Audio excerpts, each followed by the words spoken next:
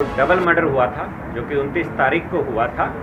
तो इसमें दौरान पूछताछ कई चीज़ें हमको मिली थी जिस पे कि हमने जो कड़ी दर कड़ी मर्डर की बुनी जो पुलिस ने उसको फ्रेम किया।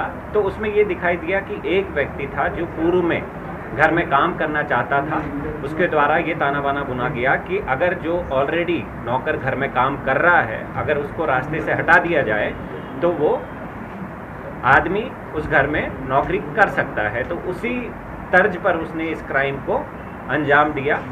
जो फेटफुल डे था 29 तारीख का, उसमें अर्ली इन द मॉर्निंग जो हमारा एक्यूज्ड है वो घर से निकला और वहाँ पर इंतज़ार किया उसने कि नौकर बाहर आए। जैसे ही नौकर बाहर आया उसने उसके सर पर प्रहार किया, रॉड से प्रहार किया। जैसे ही वो ये कार्य कर रहा था तो इतने में जो मकान मालकिन है, जो मकान की मालिक थी, वो भी बाहर निकली। तो उसने डर के मारे उसकी भी वहाँ पर एट द स्पॉट हत्या कर दी और हत्या करने के बाद वो वहाँ से भाग निकला। इसके बाद पुलिस ने जब विवेचना शुरू करी तो कुछ पूछताछ के माध्यम से ये पता पड़ा कि पूर्व में कौन कौन लोग वहाँ पर काम करते थे।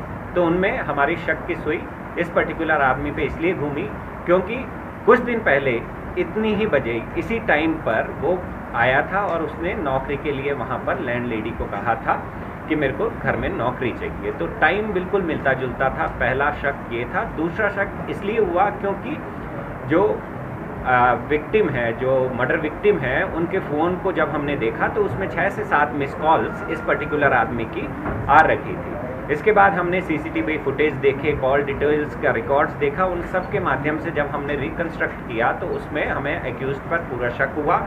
उसके बाद हमने जब पता किया तो उस दौरान जो एक्यूज्ड था वो हॉस्पिटल में एडमिट हो गया था।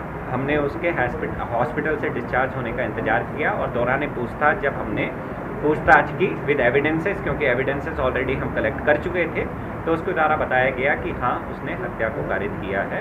जब हमने जो एक्यूज है उसका फ़ोन देखा तो उसमें फ़ोन यानी कि 29 तारीख से एक दिन पहले उसमें एक वीडियो भी था जिसमें कि मारने की विधि कि किस तरीके से रॉड को सर पे प्रहार किया जाए जिससे कि मौत कारित हो। तो इस तरीके का एक वीडियो भी उसने उससे पहली रात को देखा था। तो काफ़ी चीज़ें प्लस एविडेंसेस हैं, उनके बेस पे हमने ये केस आज वर्कआउट किया है।